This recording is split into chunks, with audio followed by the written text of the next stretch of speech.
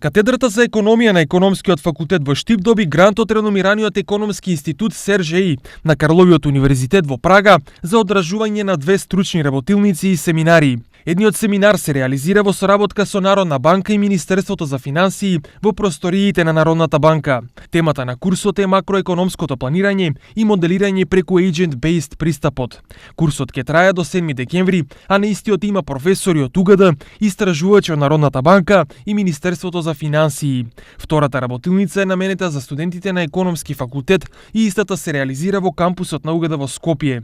Тема на работилницата е примена на квантитативни истражувачки методи за економија и бизнис. Во рамките на овој проект и практиката за покана на гости предавачи е планирано да се организира предавање пред студентите на Економскиот факултет во Штип од вице-гувернерката на Народната банка доктор Анита Ангелоска Бежоска и од професорот на Универзитетот Жаиме во Шпанија доктор Марко Петрович.